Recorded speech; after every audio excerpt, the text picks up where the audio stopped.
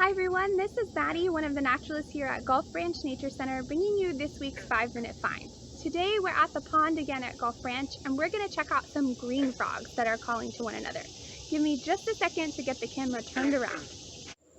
So here we are at the pond at Gulf Branch Nature Center. It's a pretty hot and humid day. We had a lot of rain last night, and that means it is great weather for frogs. Specifically today, we're going to be checking out the green frogs that are here at the pond. You can hear all around me, we've got green frogs calling. Their call sounds a little bit like a banjo string has been plucked 1 or 2 or 3 times in succession.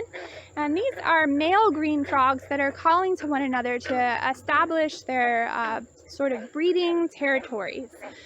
Whether or not these green frogs will actually breed in the pond here at Gulf Branch is yet to be determined. We are at the end of their breeding season in August, so typically they breed from May into August, May sort of being really early, and August really again being the very end of the season when you'd expect them to be breeding. The male green frogs are typically a little bit smaller than the females, and they usually have a bright yellow throat, although green frogs can kind of have a varied appearance when it comes to their color. Some can be a little more yellow, some can be a little more green, some can be a little bit spotted.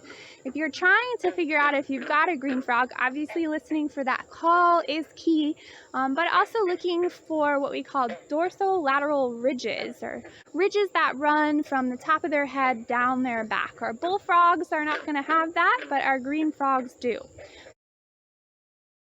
What I'm going to try to do is get us a little bit closer to see if we can actually get a better, I don't know if we heard that splash. There was a green frog right down at my feet this whole time that just splashed into the water. I'm going to try to zoom in on the green frog that's over here on the log, floating on the surface of the water in the pond. You can see there's sort of a bright yellow spot there on the end of the log. That is a green frog. It is calling. Ooh, we've got another splash down here. Let's see if maybe we've got a frog down at the edge of the water.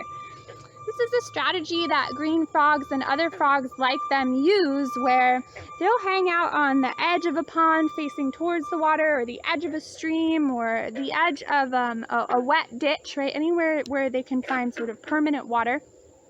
And if a larger animal walks by that they think might be a predator, they can launch themselves into the water and escape from predators that way. And certainly in trying to catch and get a closer look at the green frogs here at the pond, I have experienced that. They jump right from the land, right into the water, and swim down to the bottom where you can't find them and you can't catch them. So they're pretty good at what they do.